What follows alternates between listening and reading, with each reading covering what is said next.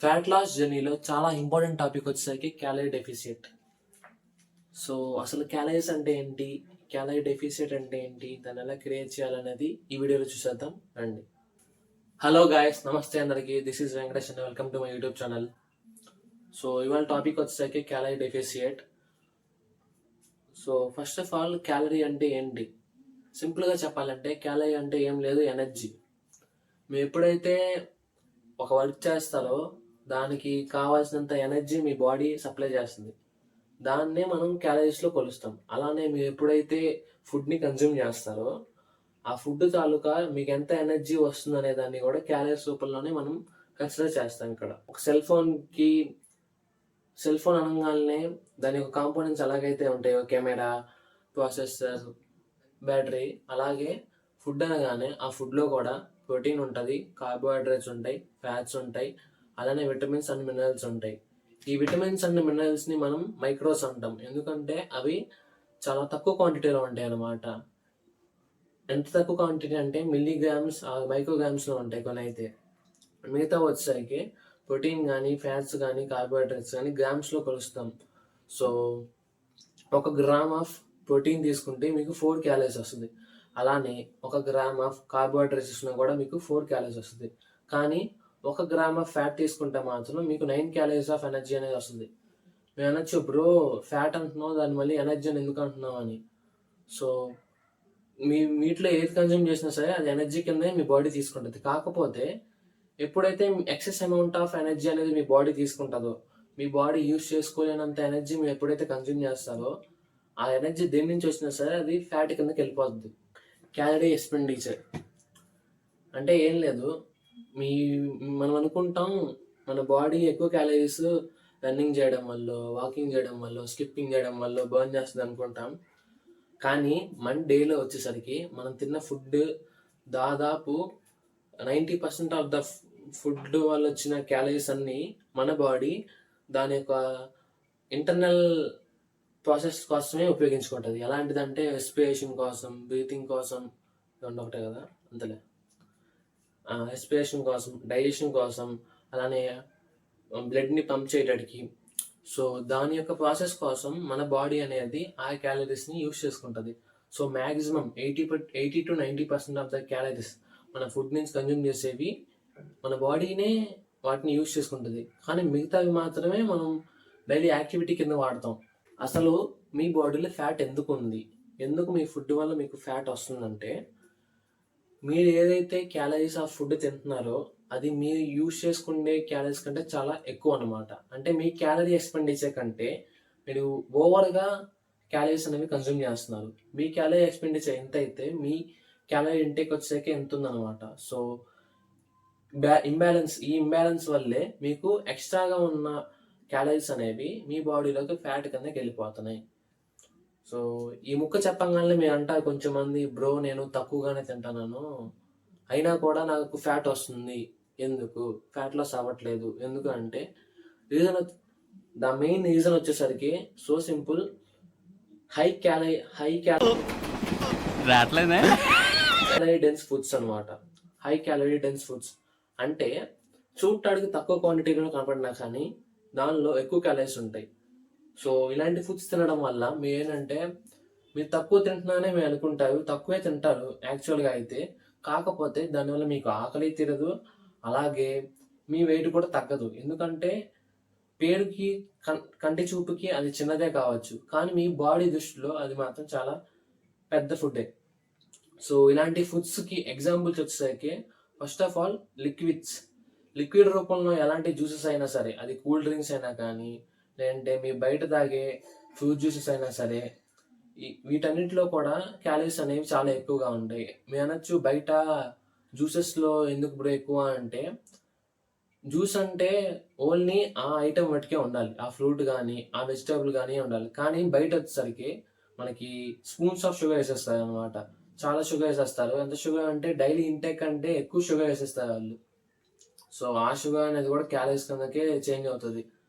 So first one వచ్చేసరికి cool drinks or any fruit juices, so avoid them. Second వచ్చేసరికి deep fries అనమాట. అంటే ఏ food అయినా సరే మీరు డీప్గా ఫ్రై చేయడం వల్ల దాంట్లో ఉన్న న్యూట్రియన్స్ అన్ని కోల్పోయి మిగిలేది వచ్చేసరికి కార్బ్స్ కానీ ఫ్యాట్స్ కానీ మిగులుతాయి. సో ఆ ఫుడ్ వల్ల మీకు ఎలాంటి యూజ్ ఉండదు. కాకపోతే క్యాలరీస్ మటుకు చాలా మీ బాడీలోకి వెళ్ళిపోతాయి అన్నమాట.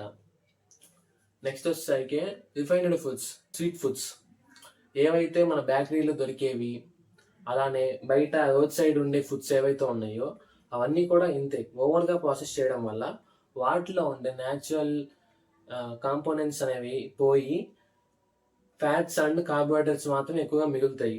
సో ఈ ఫుడ్స్ని కన్జ్యూమ్ చేయడం ముందు ఆపేయండి, వీలైనంత వరకు తగ్గించుకోండి. సో ఇంతసేపు వీడియో చూసి లైక్ చేయకపోతే వెంటనే లైక్ చేయండి, అలాగే సబ్స్క్రైబ్ చేసుకోండి, మీ ఫ్రెండ్స్కి కూడా షేర్ చేయండి. ఫ్యాట్ లాస్ గురించి అలానే ఫిట్నెస్ గురించి తెలుసుకుంటాను. క్యాలరీ డెఫిసిట్ అంటే ఏంటంటే ఇందాక చెప్పినాం కదా ఫ్యాట్ ఎలా వస్తుందో, దానికి రెసిప్రోకల్ ప్రాసెస్సే క్యాలరీ డెఫిసిట్. అంటే ఎలాగైతే ఇందాక క్యాలరీ ఇంటేక్ ఎక్కువ ఉండి క్యాలరీ ఎక్స్పెండిచర్ తక్కువ ఉందో, ఇప్పుడు దాన్ని మనం రివర్స్ చేస్తాం. సో క్యాలరీ ఇంటేక్ తగ్గించేసి క్యాలరీ ఎక్స్పెండిచర్ పెంచుతాం అనమాట. సో ఈ ప్రాసెస్ వల్ల ఎక్కడైతే ఈ మధ్యలో డిఫరెన్స్ అయితే ఏదైతే క్యాలరీస్ వస్తుందో మీ బాడీకి ఆ క్యాలరీస్ కావాలి, కానీ మీరు ఇవ్వట్లేదు మీ ఫుడ్లో. అదేం చేస్తుందంటే అప్పుడు స్టోర్ అయి ఉన్న ఫ్యాట్ని యూజ్ చేసుకుంటుంది. ఇలా మీరు ఒకరోజు చేస్తే కుదరదు, ఇలా మీరు కంటిన్యూస్ చేస్తే అప్పుడే అది దాన్ని ఆ యొక్క క్యాలరీస్ని, ఆ యొక్క ఫ్యాట్ని యూజ్ చేసుకొని మీరు ఆ ఫ్యాట్ లాస్ అనేది జరుగుతుంది. సో ఈ క్యాలరీ డెఫిసిట్ అంటే ఏం లేదు, సింపుల్గా క్యాలరీ ఎక్స్పెండిచర్ ఎక్కువ ఉండాలి, క్యాలరీ ఇంటేక్ తక్కువ ఉండాలి, ఈ మధ్యలో డిఫరెన్స్ రావాలి. సో ఈ డిఫరెన్స్ క్రియేట్ చేయడాన్ని డెఫిసిట్ అంటాం.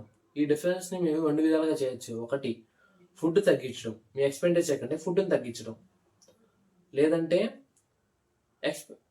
మీ ఫుడ్ అంతే ఉంచేసి ఎక్స్పెండిచర్ పెంచడం. కాకపోతే మనం ఏం చేస్తామంటే ఫుడ్ని కొంచెం తగ్గిస్తాము, అలానే కొంచెం యాక్టివిటీ చేస్తాం అనమాట.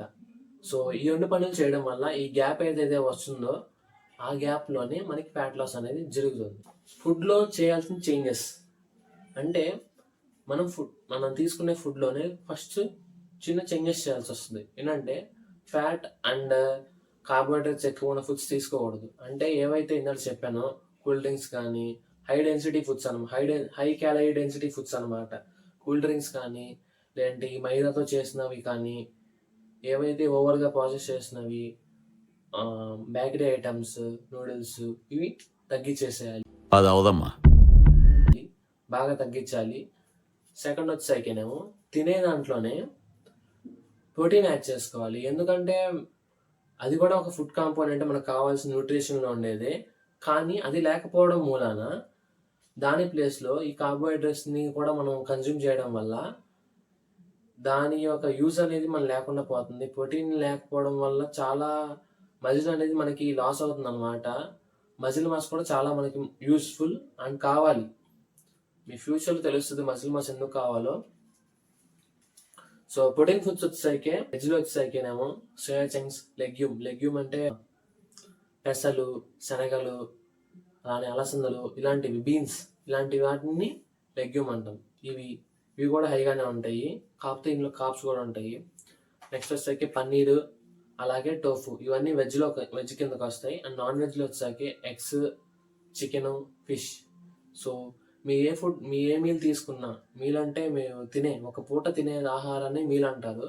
సో మీరు ఎప్పుడైనా సరే తిన్నప్పుడు వీటిలో ఏదో ఒకటి ఉండేలా చూసుకోవాలి. సో ముందుగా నేను ఒక చిన్న అప్రాక్సిమేషన్ అయితే ఇస్తాను, ఎవరు ఎన్ని క్యాలరీస్ వరకు ఫుడ్ తినాలి ఫ్యాట్ లాస్ అవ్వాలంటే అనేది. మీ వెయిట్ కనుక 60 to 80 kgs అయితే 1700 నుంచి 1800 క్యాలరీస్ లోపల తినండి. అలానే మీ వెయిట్ కనుక 80 kgs నుంచి 100 kgs మధ్యలో కనుక ఉంటే 1800 క్యాలరీస్ నుంచి 2000 క్యాలరీస్ దాకా తినచ్చు ఫ్యాట్ లాస్ అవడానికి.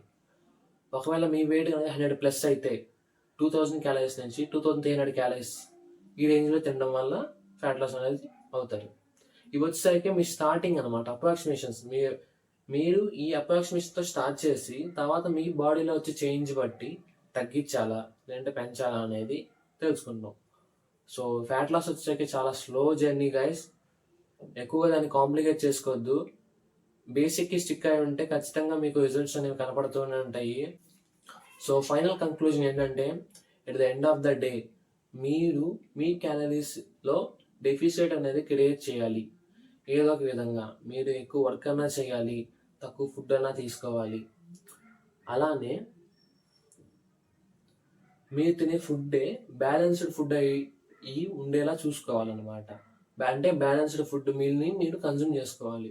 బ్యాలెన్స్డ్ ఫుడ్ వల్ల కూడా ఈ ఫ్యాట్ లాస్కి బాగా యూస్ఫుల్ అవుతుంది. ఎలాంటి ఫ్యాట్ లాస్ జర్నీ అయినా సరే, డైట్ అయినా సరే, అంటే కీటో డైట్స్ కానీ లేదంటే ఇంటర్మీడియట్ ఫాస్టింగ్ కానీ, ఈ మధ్య ఈ ఇంటర్మీడియట్ ఫాస్టింగ్ అనేది చాలా ఎక్కువగా ఉంది గైస్, చాలా ట్రెండింగ్గా ఉంది.